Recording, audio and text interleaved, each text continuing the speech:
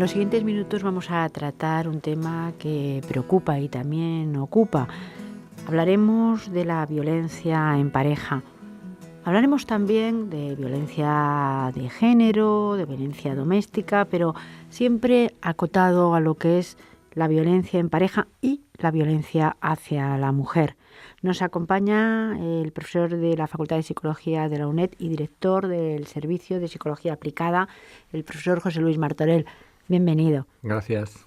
Cuando hablamos de violencia en pareja, y por empezar a acotar todos estos nombres que he mencionado al principio y que utilizamos muchas veces, quizá de manera confusa, porque hablamos de violencia de género y parece que hay un sector de la población, por ejemplo las feministas, que no están demasiado de acuerdo con este nombre. Efectivamente, claro. De que violencia de género da la idea de que puede ser de un género indistintamente de uno a otro cuando los números nos dicen que son básicamente del hombre sobre la mujer, ¿no? Entonces, pues o bien la violencia machista o la violencia sobre la mujer, pues definiría quizá mejor el fenómeno sin ambigüedad. Además, un fenómeno que no cesa. Continuamente en los medios de comunicación estamos viendo que no va a menos. Podríamos pensar que con todo lo que se ha ido tomando, las medidas que se han ido tomando a través de los años, la información, que también es mucho mayor, el fenómeno podía, si no cesar, porque eso es bastante improbable, sí disminuir, pero no es así del todo. No es así. Probablemente la razón tenga que ver con que son siglos y siglos y siglos de un estado de pensamiento y de un estado de la realidad, de dominación y de abuso, institucionalizado, y que una o dos generaciones cuestionándoselo solo en una parte del mundo, no en todo el mundo, no en todas las culturas, no es suficiente. Hay que seguir con ello, ¿no? Pero vemos que los datos nos dicen que no es suficiente. Claro, tenemos que situarnos primero en Occidente, en nuestro mundo, quizás hasta en nuestro país, por centrar todavía más el tema. Y vemos que la violencia en pareja y la violencia hacia la mujer continúa porque continúa lo que hemos llamado siempre machismo, es decir, esa idea de dominación sigue estando en la sociedad. Sigue estando. Es una idea de roles, de imágenes, de lo que es una mujer y de lo que es un hombre. Siempre podemos ver una realidad desde dos puntos de vista, ¿no? Las cosas que animan, anima que se esté hablando de esto, que esté tipificado como un delito, lo cual es muy nuevo, es que estas cosas lo estén. Pero también se puede ver con algunos otros datos menos esperanzadores, ¿no? Por ejemplo, que no influye demasiado el nivel cultural. Es decir, que te encuentras abusos y maltrato a la mujer dentro de la pareja en todos los niveles culturales. Hay que mirarlo de las dos maneras. El maltratador puede tener un nivel cultural alto y la maltratada también. Es decir, como que directamente la titulación, por decirlo así, no es una vacuna. Esto parece que resta esperanza en el sentido de que no es la educación, sí es la educación, pero no lo que llamamos tener conocimientos. Exacto, no es la educación formal. Es decir, yo puedo educar a mi hija con una orientación muy fuerte hacia el logro, es decir, que saque una carrera universitaria con muy buenas notas, pero simultáneamente mandándole mensajes de un cierto rol supeditado al del hombre. Para empezar, al del padre, ¿verdad? Porque muchas de estas situaciones comienzan desde niño y luego ya son trasladadas a la pareja.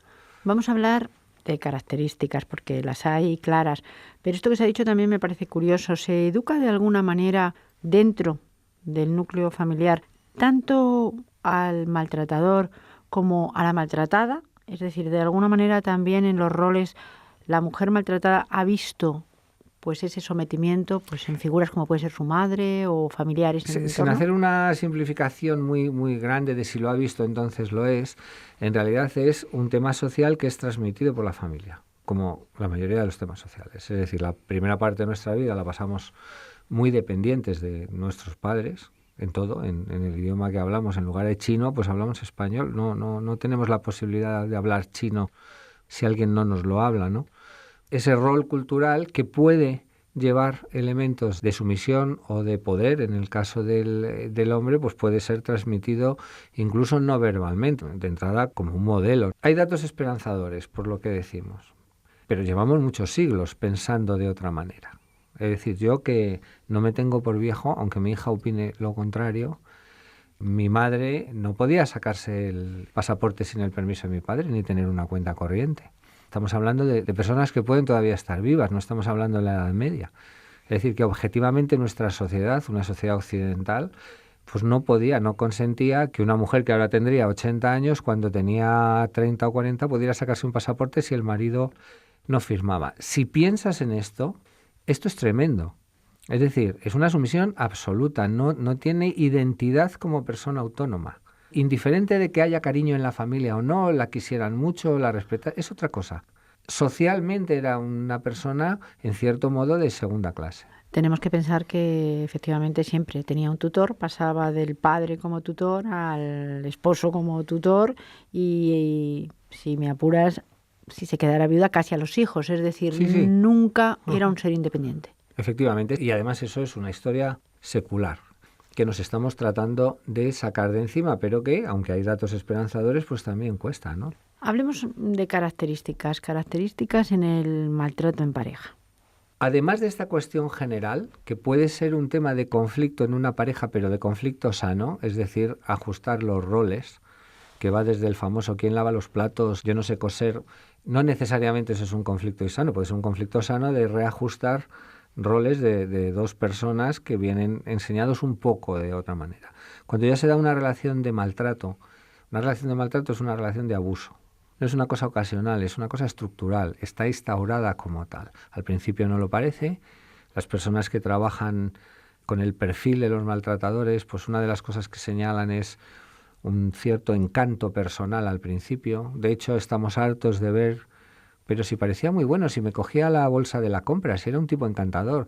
El tipo, por ejemplo, que abusó de las niñas en Estados Unidos, que se ha suicidado recientemente, hacía barbacoas, hacía no sé qué, en fin. Hay una seducción de entrada.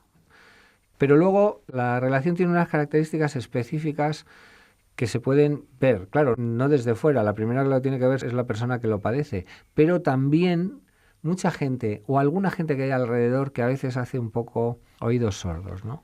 Y puede ocurrir dentro de esta relación que la propia maltratada se dé menos cuenta que desde fuera. Obviamente, al principio sí, porque hay un elemento pues de los que vamos a explicar que es la inducción. El maltratador induce confusión, expresamente, no como una consecuencia secundaria de la relación, la induce. La induce confusión haciéndola dudar de su capacidad. Hay, por un lado, una intimidación directa, si no haces lo que quiero te pego, junto con una denigración. Por ejemplo, muchas mujeres maltratadas te dicen es que se ponía a 5 centímetros de mi cara y me gritaba que era idiota. Decirte a ti que eres idiota al otro lado de la mesa con este tono te da la oportunidad de decir, oye, el idiota eres tú. Decírtelo a 5 centímetros de la cara con 20 kilos de más que tú y gritándote y amenazándote, termina por hacerte pensar que quizá lo seas, ¿no? Pero de alguna manera, previamente a eso, esta persona tiene que pensar que verdaderamente es idiota. Es decir, le han tenido que inducir a pensar que es idiota. No tiene muchas defensas contra eso. Bueno, hay una cierta inseguridad, pero muchas personas somos inseguros en algún aspecto y en un ambiente razonable, pues esa inseguridad queda pues más o menos paliada. Es decir, entre relaciones, digamos, normales, pues yo puedo percibir tu inseguridad, pero no fomentarla, sino al contrario, darte ánimos. Como cuando venimos aquí a la radio a hablar y nos dices, tú tranquilo, que lo vas a hacer bien.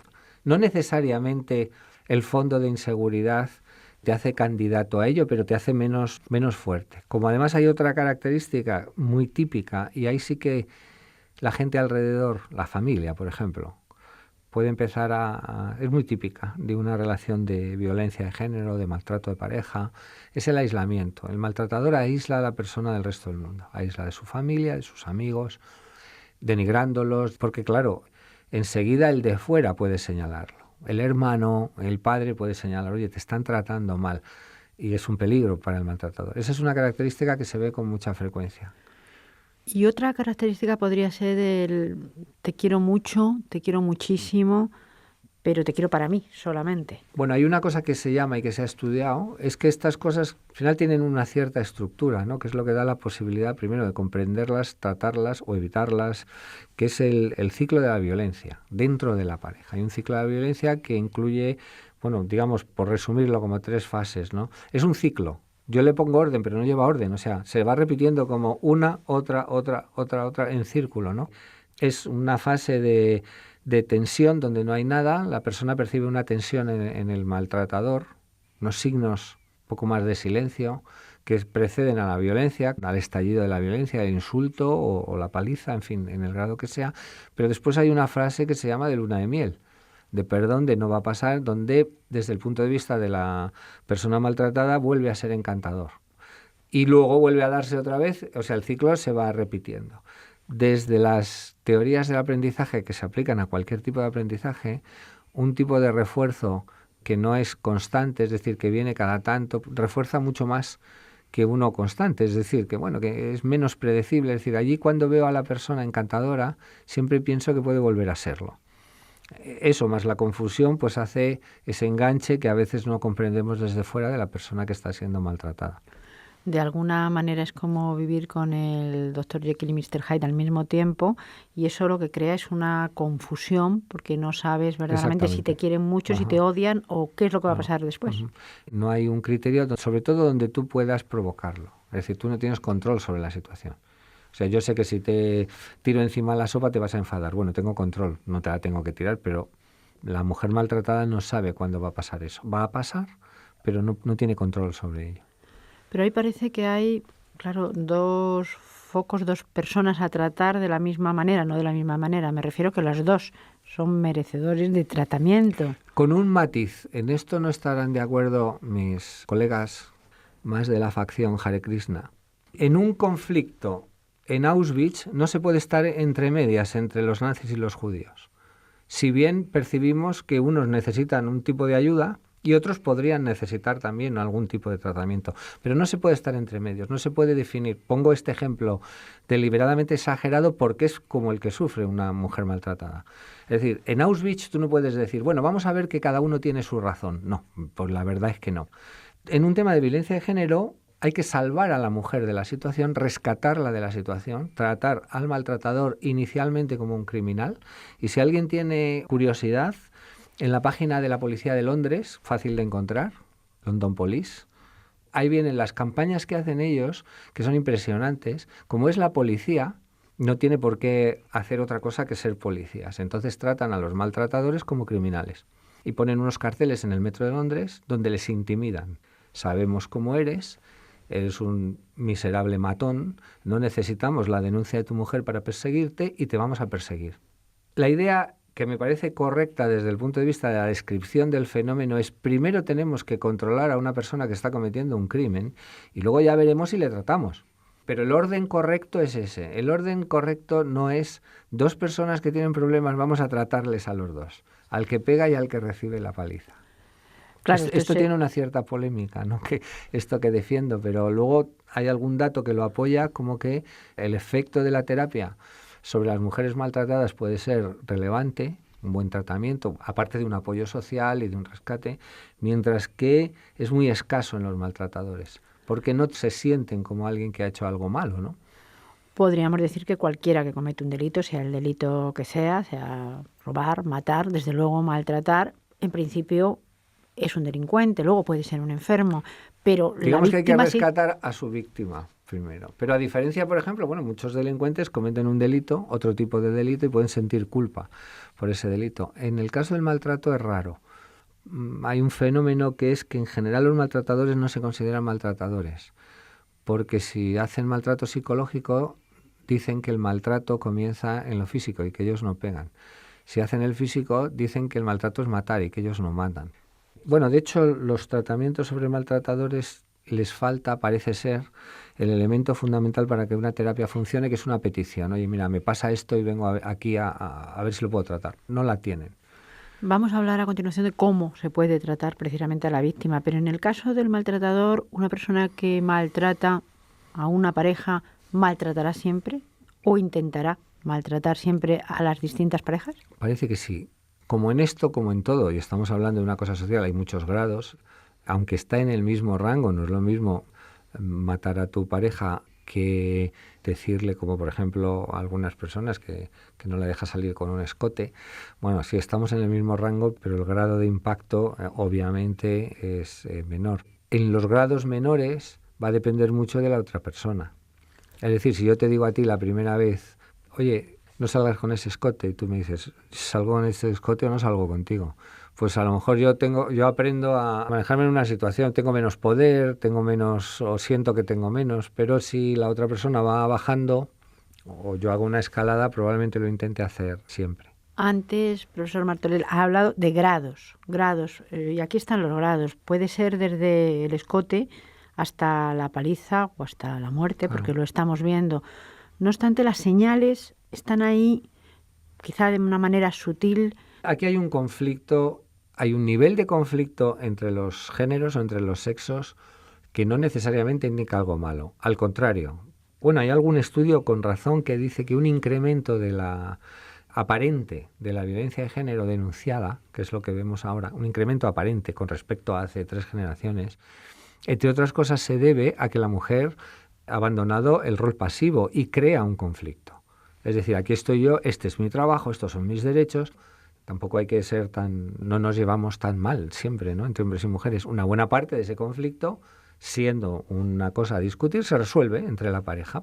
Yo qué sé, negociando, cediendo, pero hay otra parte de ese conflicto que choca con un hombre con unas características y quizá con una mujer con algunas, que la resolución mala del conflicto es el maltrato. Estamos viendo también en estos momentos que las denuncias por maltrato pues han bajado, quizá por la crisis económica, porque la mujer está prisionera dentro de esta crisis y dentro de un estatus económico en la familia. Esa es la interpretación que se le está dando, lo cual confirma algo, que es que antes había menos, primero porque no había un delito que denunciar, segundo porque las mujeres enseguida comprobaban que ir a una comisaría hace años a denunciar esto era una tortura para ellas, eran cuestionadas, negadas, ahora mismo tienen el derecho a ser atendidas por una mujer, en fin, hay cosas que se han ganado socialmente, pero si la crisis reproduce una situación del pasado, que es la falta de empleo, la precariedad, antes en el más débil, en la mujer, como con eso, pues entonces se va a reproducir, es la interpretación que se está dando a esa disminución, ni siquiera el tener la estructura para denunciar. Y ya por último, porque ya no nos queda prácticamente tiempo, una mujer tiene y siente ya que tiene ese problema, lo interioriza y sabe que lo tiene. Se tiene que acercar también a intentar superar eso. ¿De qué manera?